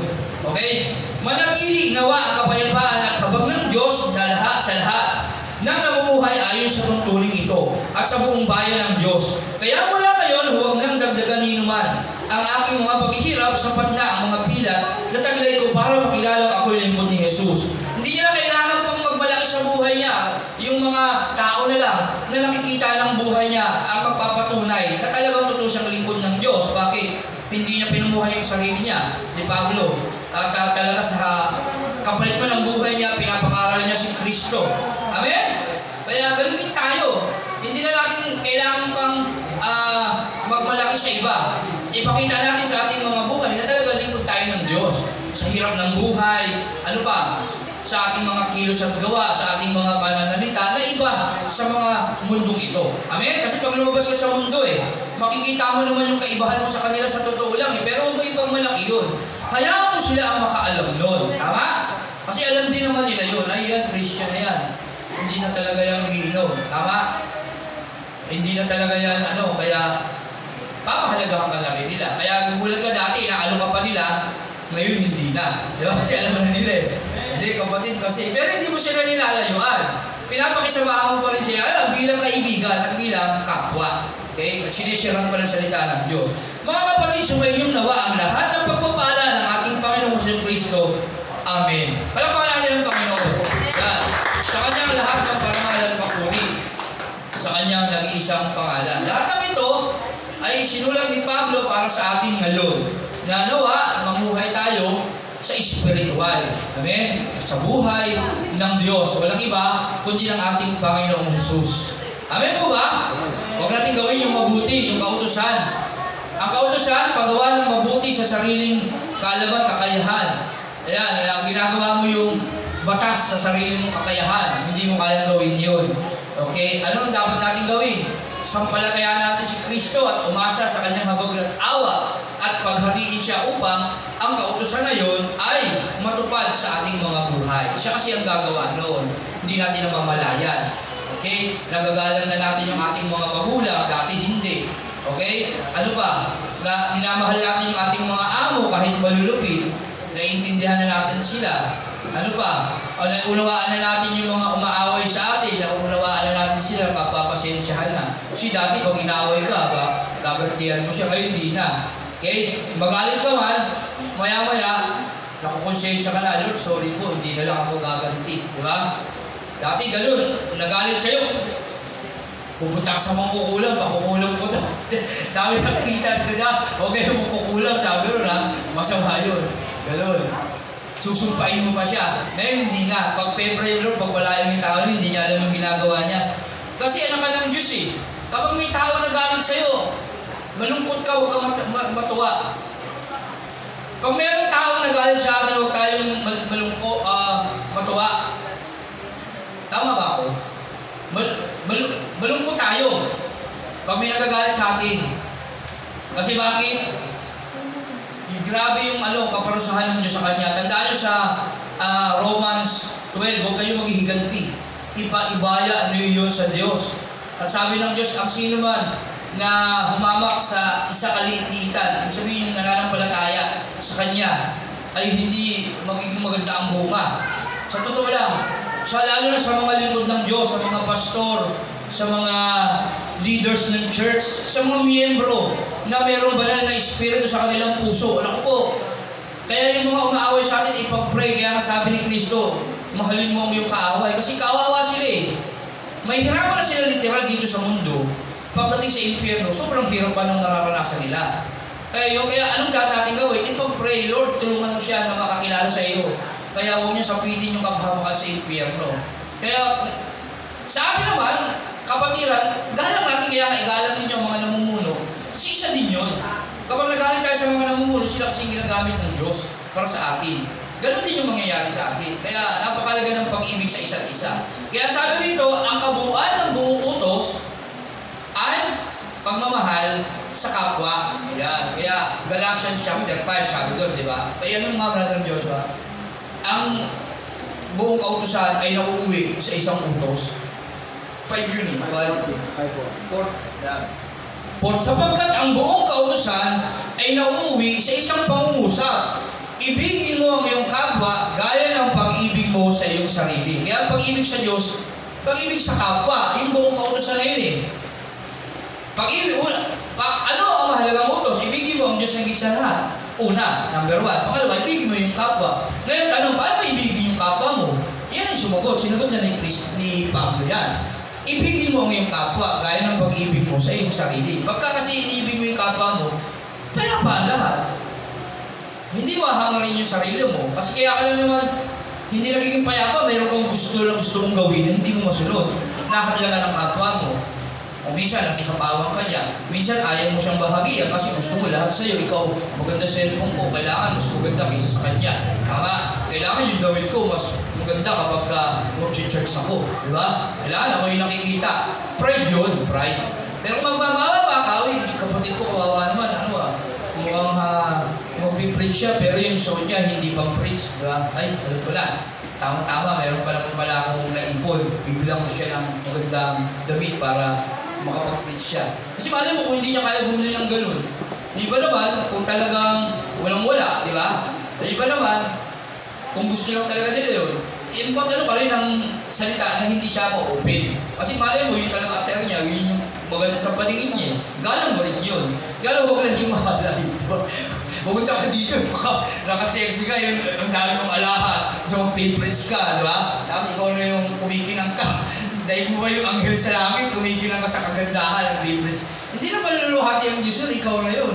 Di ba? Kaya minsan na nakita akong preacher, ang kapal ng ginto eh. Hindi na rin nakatutuwa yung ganyan, hindi naman sa hindi na rin tama yun, nagiging set. Wow, si Pastor, ang yaman. Parang siya na yata yung pinakamayaman sa ministry. Siya na kanya natutok na sa kanya atensyon dito sa Holy Spirit. Tama? Isipin din natin yun. Nalingin tayo ng karunungan sa Diyos. Amin mo ba? Ano ba? Naiintindihan yung ating paliwanag. Yun lang pinaliwanag natin pero sa kabuong pangkalahatan yun. Tama po ba? Kaya yun, matuto tayong magparaya at maglingkod sa iba. Kasi yun talaga, sa ngayon, sa gusto natin yun talagang tungkulin natin, kahit mahirap gawin eh. Ako nga sa kapatid ko may kapatid ako talaga, medyo talaga, mabigat sa dibdib eh. Yung panganay namin sa totoo lang, kahit anong gawin ko pala, tuloy, church tayo. Ayoko ba, nandoon ka naman, pupunta ako. Tara, ligo ka na. Maligo ka na. Gusto mo yan eh. Sabi lang sa akin, ano ba to? Kahit isip mo kasi sagutin ka ng gano'n, di ba? Inis ka rin eh. Nakatawa na lang ako. Di ba? O minsan, kakain siya. Lahat nakaligpit. Lalagay niya lang doon. Hindi niya lalagay sa lababo. Yung mga, natin niya, yung mga pamatok natin, pasanin na dapat natin lampasan yan eh. Kasi kung gusto mo sa akin, pasanin mo yung cross. Kalimutan mo yung sarili. Kung titignan mo yung sarili ko, ano ba naman yan? Hindi ka sumusunod. Ako yung breadwinner dito. Di ba? Baka kotomo mo yun, kahit matanda pa sa akin yun. Di ba? Pagpe-pray na lang. Di ba? Ganun yun. Kung baka masusunod yung pride ko, ako yung nagbabayad ng tubig kuryente, hindi na kita mapapasukin sa bahay na ito. Bahala ko dyan, sa labas. Kasi may time talaga na talagang pinalabas ko yun dahil sobrang inis ko na nagsisiyaw sa Panginoon. Kasi time lasing siya. Tapos binuksan yung kusinila, may kusinila doon ginagamit pag nagluluto dito sa church eh. Punong-puno ng gas, nakalimutan kong tanggalin hangin. Binuksan, sirit siya sa katabi niya. Tapos hindi siya ng lighter. Ako, nasa kwarto. Parang amoy gas. Buti na amoy ko. Lumabas ako kung kakalam na yung gas doon. Sa bagay, semento nung wala naman sunog. Pero, siyempre hindi maganda yung ginawa niya. Parang gabi na. Nainis ako. Lasing. Tapos, ganun pa yung gagawin. Tapos, tinanong ko, piniloso ko pa ako yung papabigat doon. Hindi ako na magpigil. Huminga ako ng malalim. Gusto ko sasaktan, hindi ko nagawa. Gusto ko patukan. Kasi kaya ko naman siya, malaki naman katawan ko para sa kanya, kapag matanda na siya. Hindi ko ginawa kasi ginagalang ko pa rin siya. Hinga ako ng malalim, ginawa ko lang, kawalit, labas ka na lang. Labas ka na lang, doon ka lang sa labas. Pinuksan ko yung pinto, pinalabas yung pinatulog ko sa kapatid ko. Dito ka na lang muna. Dito ka na lang muna matulog sa bahay nyo. Dito. Kaya Aris, dito ka na lang matulog. Yan, pinatulog ko sa iba. Kaysa magkasala ako. Kaya, buti na lang kahit paano, binigyan pa rin ako kaisipan ng Diyos, hindi ako nagkasala, siya nasaktan. Hindi na ako kapagtimpi kasi nandulupa yung nanay ko doon. Ayaw ng nanay ko yung gano'n nakakaaboy ng gas. Kaya linis ako. Pinalabas ko siya. Kaya gano'n. Kaya gawin natin, ipasa Diyos ang lahat, ipag-pray natin yung lahat ng bagay na nagiging handang para nagkakasala tayo. Kaya lang, habang kayo narito sa mundo, talagang gano'n talaga. Sabi ng Bible, kung gusto nyo walang hadlang, alisin na kayo. Matay na tayo. Sabi sa langit, tama? Iwanan natin itong mundo natin. Yung totoo sabi ng Bible Tama po ba? Kaya hanggang nandito dapat, mamuhay tayo sa Espiritu. Okay? Sa banal na Espiritu. Hindi tayo perfecto. Yung gali natin na natural na masama yan. Pero hindi tayo nagpapaalipin sa kasalanan. Amen po ba? Palapakan natin ang Panginoon. Yan. Meron tayo natutunan sa ating mga experience, sa mga patotoo. Alam ko, meron din kayo ganyan din yung nararan. Iba-iba nga lang tayo ng sitwasyon. Amen? Yeah, may tanong ba? May tanong. Gusto bang magtanong? Wala. Ano pakapon? Ha? Ano pakapon? Pakapon yung patanggal. Kasi literal yun sa kanila Yung patuli, yung tuli talaga, literal. Kasi yung mga Hudyo, mga anak ng Diyos, Israel, mga tuli yun. Ngayon, gusto nyo maging Hudyo kasi sila yung maliligtas, mga anak ng Diyos. Gusto nyo maging anak ng Diyos, magpatuli kayo. Kaya sabi ni Pablo, kung may pinipilit na yun, hindi naman kasi kung nagpatuli ka, hindi ka na makasalanan, banal ka na pag nagpatuli ka. Tama ba? Magpatuli ka, hindi makakasala ka pa rin mamaya bukas. Ano sa'yo nun? Kaya hindi naman na kailangan yung sa totoo lang, pwede naman gawin yan, kaya lang hindi yung mahalaga. Sabi ni Pablo, ang mahalaga, nagpasasakop ka kay Jesus, tinanggap mo si Kristo bilang Panginoon sa pamamagitan ng pananampalataya at panghawakan mo sa buhay mo. At hindi mahalaga yan. Kung magpatuloy ka, okay. Ang mahalaga, sumampalataya ka. Kung pinaninindigan nyo, hindi. Ito talaga yung dahilan para maligtas kayo. Di magpakapo na lang kayo para maging lubusan na kayo maging banal. Patuloy na ninyo yung mga ari ninyo, di ba? Mga Hudyo kayo. Sabi ni Pablo, di magpakapo na lang kayo. Parang tayo pag nagsalita, pagka nagkipag-usap ka muna, di ba? Parang ganito yan Hindi, ganito gawin mo. Hindi mo talaga pa hindi. Meron pa paraan, ganito talaga gawin mo. Oo, ganito nga. Kasi, hindi bahala ka na buhay mo. O gawin mo na yung gusto mo. Di ba? Parang ganon. Pero hindi pakikipag-galit, hindi. Ano na lang yun, dahil parang pagpapaliwanag yan. Kung yung pinipilit nyo, di magpapakapo na kayo. Para kung yung pala yung magiging banal kayo, magpatuloy, tanggalin nyo na lahat para perfect nyo na yung kautusan. Tama? Ganun yung ibig sabihin ni Pablo sa sitwasyon na yun. Kasi inuobliga nila yung tao magpatuloy para maging Hudyo. Diba? Kasi yung Hudyo yung mga tuli, mga anak ng Diyos, mga maliligtas pagdating ng panahon. Sabi ni Pablo, wala namang problema doon. Okay lang naman yung tuli o hindi. Ang mahalaga, manampalataya ka kay Kristo.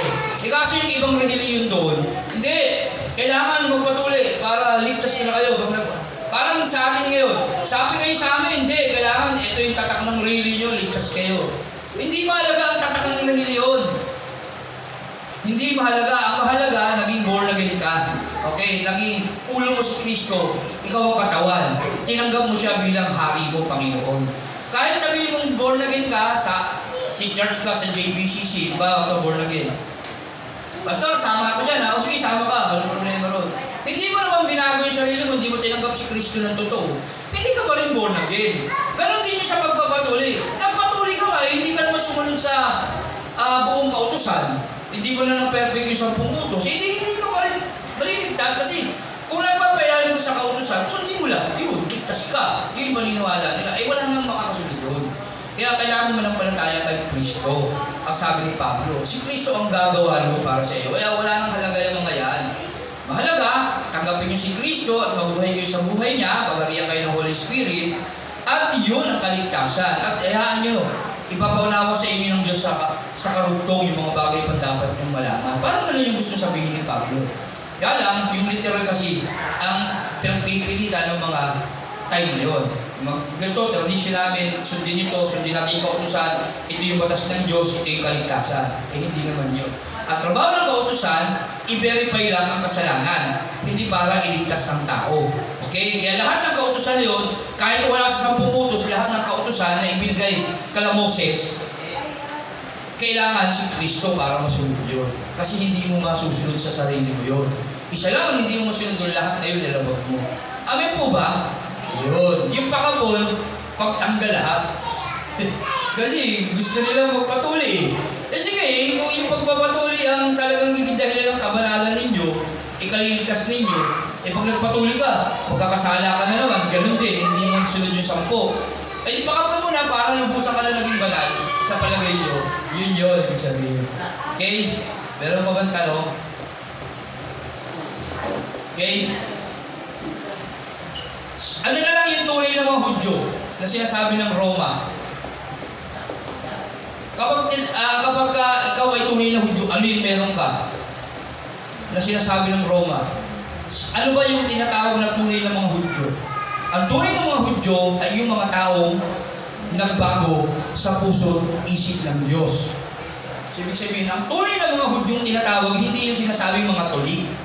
Ito yung mga taong tinanggap si Kristo bilang ulo nila at naging parte ng katawan. Ito yung mga na-born again. Ito yung mga nagbago. Ito yung mga 2 Corinthians 5:17 nakipag-isa na patuloy na nagbabago, na sumusunod sa kalooban ng Diyos. Okay? Roma, ano yun? Roma, ang tunay ng mga Hudyo. Ano ba yun? Roma 5, Brother Joshua, medyo nakalimutan natin yan. Last na to, last gis na. Sobra na tayo.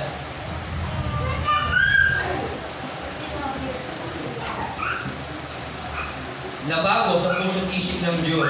Roma yun eh. Roma 5 ba yun? Nabago.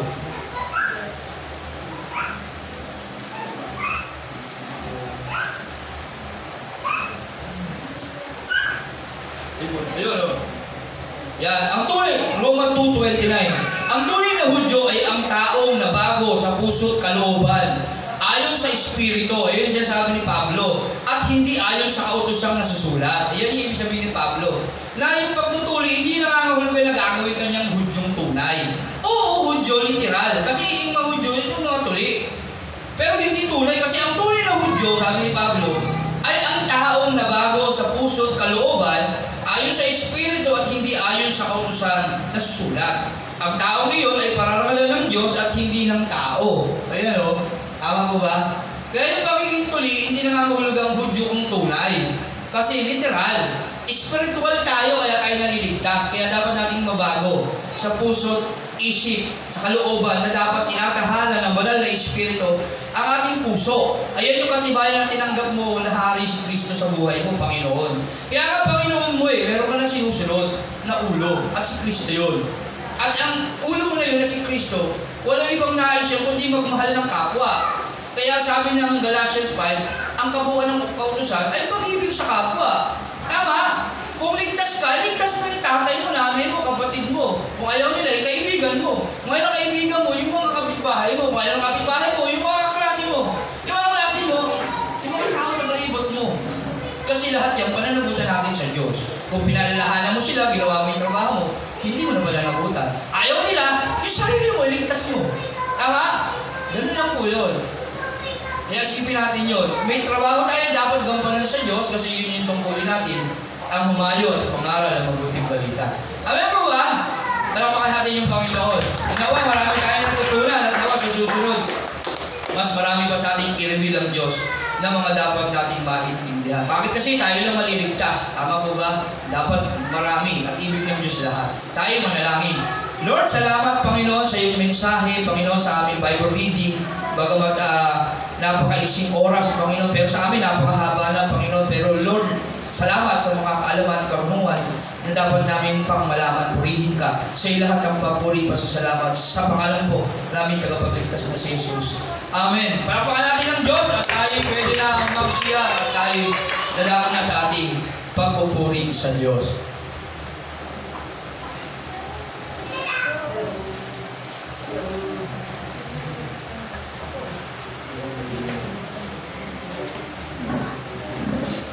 Yeah.